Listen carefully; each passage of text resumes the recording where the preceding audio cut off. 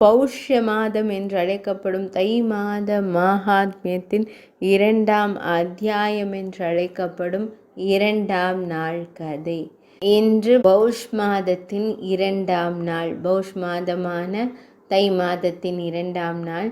இந்த மாதத்தில் இந்த தினத்தில் தினமும் காலையில் சூரிய பகவானிற்கு அர்க்கியம் கொடுக்க வேண்டும். இதன் மூலம் ஆண்டு முழுவதும் நோய்களும் துக்கங்களும் நீங்கும். இன்றைய 2ஆம் நாள் கதையில் வைசம்பாயன முனிவர் ஜனமேஜய மன்னருக்கு கூறுகிறார்.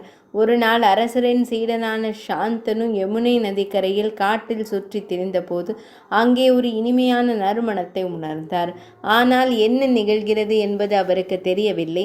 அவள் எங்கிருந்து வருகிறாள் என்று அவர்கள் அறிய விரும்பினர்.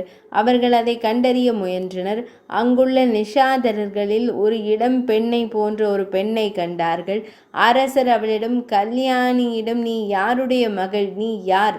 எதற்காக இங்கே வசிக்கிறாய் என்று கேட்டார். அந்த பெண், நான் நிஷாத பெண். என் தந்தையின் கட்டளைப்படி நான் தர்மத்திற்காக ஒரு படகு நடத்துகிறேன் என்றாள். அவளுடைய அழகிலும் சத்தியத்திலும் மயங்கி நிஷாத மன்னன் அரசன் இந்த தெய்வீக பெண்ணை பெற்றதிலிருந்து அவளுடைய திருமணத்தை குறித்து நான் கவலை கொள்கிறேன். ஆனால் என் மனதில் அவள் மீது ஒரு ஆசை இருக்கிறது. அவளை உன் மனைவியாக்க விரும்பினால் முழு நம்பிக்கையுடன் ஒரு சபதம் எடுப்பாய். ஏனென்றால் நீ உண்மை உள்ளவன். உன்னை போன்ற ஒரு கணவனை வேறு எங்கே கண்டுபிடிப்பேன்? எனவே உன் சபதம் எடுத்த பிறகு நான் அவளை உனக்கு திருமணம் செய்து தருவேன். சாந்தரன், முதலில் தனது விருப்பத்தை கூறுவாய். யாராவது எனக்கு வார்த்தை கொடுக்க தகுதியானவர் என்றால் நான் அவருக்கு என் வார்த்தையை கொடுப்பேன். இல்லையெனில் எந்த கடமையும் இல்லை என்றான். அவளுடைய வயிற்றிலிருந்து பிறக்கும் மகன்தான் உனக்கு பிறகு ராஜ்யத்திற்கு வாரிசாக வேண்டும், வேறு யாருக்கும் அல்ல என்று நிஷாத மன்னர் கூறினார். அந்த நேரத்தில் அரசர் சாந்தனு காமத்தால் மிகவும் பீடிக்கப்பட்டு இருந்தாலும் துன்புறுத்தப்பட்டாலும் அவளை அவர் அதற்கு ஈடாக எடுத்து கொள்ளவில்லை. அவர் காமத்தால் தூண்டப்பட்டு அதே பெண்ணை குறித்து சிந்தித்து கொண்டிருந்தார். ஒரு நாள் தேவபிரதன் தன் தந்தை கவலையுடன் இருப்பதைக் கண்டு அவரிடம் வந்து, தந்தையே, பூர்த்தீவியின் அனைத்து மன்னர்களும் உங்கள் கட்டுப்பாட்டில் இருக்கிறார்கள். நீங்கள் எல்லா வகையிலும் வெற்றி பெற்றிருக்கிறீர்கள். பிறகு ஏன் எப்போதும் சோகமாக சிந்தித்து கொண்டிருக்கிறீர்கள்? நீங்கள் என்னை சந்திக்கவோ அல்லது குதிரையில் சவாரி செய்யவோ கூடாது என்று நீங்கள் மிகவும் கவலைப்படுகிறீர்கள்.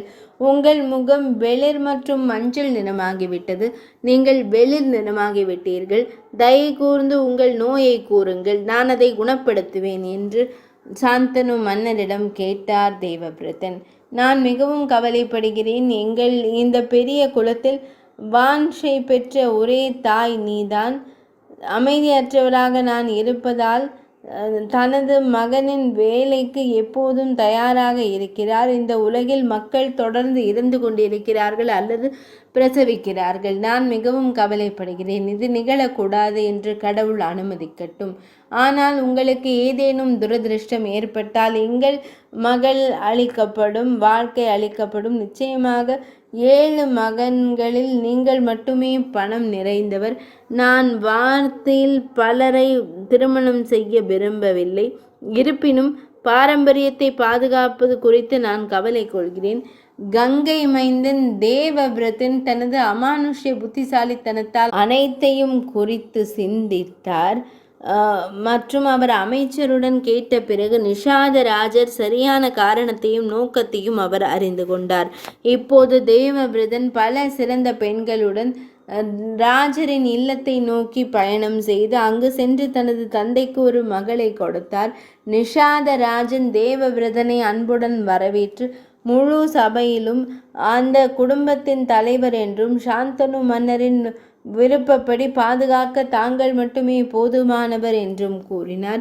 ஆனாலும் அப்படிப்பட்ட விரும்பிய உறவு முறிந்தால் தேவேந்திரன் கூட மனம் திருந்த வேண்டியிருக்கும். இந்த பெண் உங்கள் அனைவருக்கும் சமமான மன்னர் சேஷ்டரின் மகள். என் மகள் சத்தியவதியை நான் மன்னர் சாந்தனுவுக்கு திருமணம் செய்து கொடுக்க வேண்டும் என்று அவர் மீண்டும் மீண்டும் எனக்கு செய்திகளை அனுப்பியுள்ளார். அவளுடைய அழகிற்கு நான் வறண்ட பதிலை கூறினேன். ஆனால் அவளை வளர்த்தவன் நான் என்பதால் ஒரு வகையில் நான் இந்த பெண்ணின் தந்தை. எனவே இந்த திருமண உறவில் ஒரே ஒரு தவறு மட்டுமே உள்ளது என்று நான் கூறுகிறேன். அதாவது சத்தியவதியின் மகனின் எதிரி மிகவும் வலிமையானவன். இதை எண்ணி நான் தங்கள் தந்தைக்கு ஒரு மகளை கொடுக்கவில்லை. நிஷாதராஜரின் பேச்சை கேட்ட பின்னர் கங்கை மைந்தனான தேவவிரதன் தனது தந்தையின் சபதத்தை நிறைவேற்ற சத்திரியர்கள் கூட்டத்தில் ஒரு சபதம் எடுத்தார். நிஷாதராஜர் அவளுடைய வயிற்றிலிருந்து பிறக்கும் மகன் எங்கள் அரசனாக இருப்பான் என்ற இந்த உண்மையான சபதத்தை நான் மனதார எடுத்துக்கொள்கிறேன். என்னுடைய இந்த கடுமையான சபதம் முன் எப்போதும் இல்லாதது. எதிர்காலத்திலும் யாரும் இது போன்ற சபதம் எடுக்க மாட்டார்கள். நிஷாதராஜர் இன்னும் ஏதேனும் விரும்பினார். அவர் கூறினார், இளவரசே, தாம் சத்தியவதிக்கு தாம் செய்த சபதம் தமது விருப்பத்திற்கேற்ப உள்ளது. அதில் எனக்கு எந்த ஐயமும் இல்லை. ஒருவேளை தமது மகன் சத்தியவதியின் மகனிடமிருந்து ஏற்கனவே அரியணையை பெற்றிருக்கலாம் என்ற சந்தேகம் என் மனதில் உள்ளது. இப்போது இன்று நான் திருமணத்திற்கான சபதம் எடுக்கிறேன். நிஷாதராஜன் இன்றிலிருந்து என் பிரம்மம் உடைக்கப்படாமல் இருக்கும். திருமணம் நடக்காவிட்டாலும் நான் சபதம் மூலம் உலகங்களை அடைவேன். தேவவிரதனின் இந்த சக்தி வாய்ந்த சபதத்தை கேட்ட ரோமன் நிஷாதராஜரின் அவைக்கு வந்து நான் திருமணத்தை வழங்குவேன் என்றார். அதே நேரத்தில் கடவுள்கள், முனிவர்கள் மற்றும் அப்சர பெண்கள் தேவவிரதனின் மீது வானத்திலிருந்து மலர்களை பொழிந்தனர். அனைவரும் இவர் பீஷ்மர், அவர் பேர் பீஷ்மர், பீஷ்மர் என்று இருக்க வேண்டும் என்றனர். வானத்திலிருந்து பீஷ்ம பீஷ்ம பீஷ்ம என்று 3 முறை கூறி வாழ்த்தினர். இதன் பிறகு தேவவிரதன் பீஷ்மரானவர் சத்தியவதியை ஒரு தேரில் ஏற்றி ஹஸ்தினாபுரத்திற்கு அழைத்து சென்று தனது தந்தையிடம் ஒப்படைத்தார். அனைவரும் கூடி தேவவிரதனின் இந்த பீஷ்மர் சபதத்தை பாராட்டத் தொடங்கினர். அனைவரும் உண்மையிலேயே இது பீஷ்மர் என்று கூறினர். பீஷ்மரின் இந்த சபதத்தை கேட்ட மன்னன் சாந்தனு மிகவும் மகிழ்ச்சியடைந்து தனது மகனுக்கு வரமளித்தார். என் ஒளி தூய்மையாகும் வரை மரணம் உன்னுடைய முடியை கூட தொட இயலாது. உன்னிடம் அனுமதி பெற்ற பின்னரே அது உன்னை பாதிக்க இயலும். 2ஆம் அத்தியாயமானது இனிதே நிறைவடைகிறது.